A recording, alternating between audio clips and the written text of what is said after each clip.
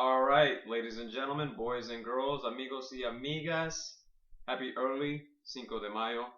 I want to introduce you to my beautiful host for the first episode of the wonderful world of sex. Um, Today, we are going to be discussing oral sex. Now, I know that might scare some of y'all. You're like, oh no. Uh, I know some of you ladies don't even know what that is, and that's sad. But we're gonna be discussing cunnilingus, fellatio. Uh, those are the PC scientifically correct names for it. You and I know it as eating pussy and sucking dick and so on and so forth. So let's get right into it. Oral sex. It's a pretty universally enjoyed activity. Um, I suggest that you engage in it as much as possible if you don't already. Um, Believe it or not, there are some women out there that don't do it, um, and that makes me sad. But luckily for us men, there's more that do it. Um, Jacqueline, why? Give me some insight as to why women choose not to do it. I mean, I understand that you know maybe on a stranger you don't know their past sexual history, so you might be a little shy to it. But I've been with girls that we were dating for quite a while, and they didn't want to go down there. And I think I'm pretty well endowed and have a pretty nice genital package to offer. So give me some insight. Why would women choose not to please their man in that way?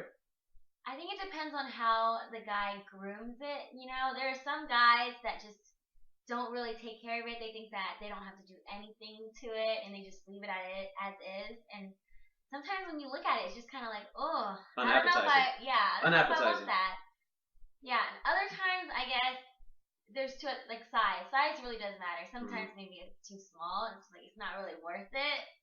Sometimes it's too big and you kind of get scared. So No, okay, yeah. Interesting, very interesting points that she brings up.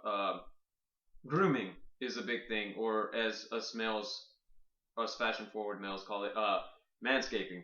Manscaping is pretty essential nowadays, fellas. If you don't trim your area, you should really start. It's there's nothing unmasculine about it. It's just cleaner. It's more presenting. It's more welcoming. You drop your pants and they see a well groomed area, they're gonna be like, well, that I could see that um, coming into contact with my mouth, or I could give them some oral support with that. Yeah, but a lot of guys, they're stuck in the 70s, and so they drop their pants and they got a pair of big ass hairy balls, and the dick is lost in the mess. Like if it's front and center, you never have to worry about that. They just get to it. Also size, yeah, that's an interesting one. I've been with girls that say, hey, I'm like doing it. I'm not really a huge fan of it, but they do it because they know that you're gonna give it back. Like they can tell that you're a giver, so they'll reciprocate, which is great. Ladies, reciprocate. If I'm down there for an hour, I mean, you don't need to be down there for an hour, but you know, 10 minutes is all right. I'll go 100% of the way. You only got to go 10% of the way. That's fine. Oh wait, actually, my figures are wrong. But whatever. This isn't math class. This is sex ed. And size small. Some women might be like, "What am I gonna do with that?" I mean, exactly. if I wanted to be in a sausage, I'd go to HEB and play with that. And then some guys drop the pants, and they're they have um, bigger penises, um, and that might scare some people. But you know, take it slow, ladies. I mean, I'm not deep throating is not the name of the game. It's oral sex. Just do what you do. And honestly, world, I'm telling you this. Listen to me. men are just grateful that you're doing it. It's like I like oral sex. It's not like my favorite thing in the world, but I like it. But what really turns me on about it is the fact that I know that this person is willingly doing it, that they're willing to give that part of themselves to me, and I'll reciprocate because I love to do it. You know, which brings me to my next point. I'm not talking about me sucking dick. I'm talking about me eating pussy. Um, Eating pussy. That's very fun. Some people don't like that word, so let's just say I'm going clam diving, or playing with her mouse, clicking it off, or whatever. Whatever you call it, going downtown. Um, it's fun. Now I know this is an issue for a lot of women, because some men just refuse to go down there, and they're very selfish. A lot of men out there are selfish. I hate to lump my, gender into such a shitty pool, but guys, a lot of y'all are selfish, and some of my boys, I won't name names, y'all don't eat downtown, and that's a shame. So, Jacqueline, tell me what your take on that is. What have you heard from your girlfriends that are maybe in committed relationships, or just having fun? How does that play into the bed romantics? Like you said, how you go down for like an hour, that's always great. But then I had a friend who was with this guy, and she was like, yeah, he would hardly go down there, or when he did, he would be down there for like 2 minutes and come back up and expect something. And I'm just like, most girls, we want you down there for a good amount of time. Good amount of time. Just like the same with guys, you guys don't want us to just go down there for like a few seconds and then come back up expecting the world. Yeah, and it's about that's a communication thing.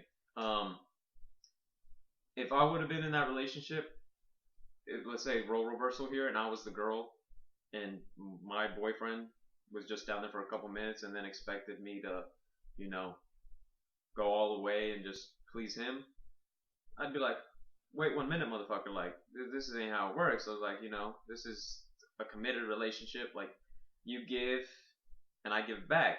I mean, so don't expect me to just totally please you when you're half-assing it. You got to give your all.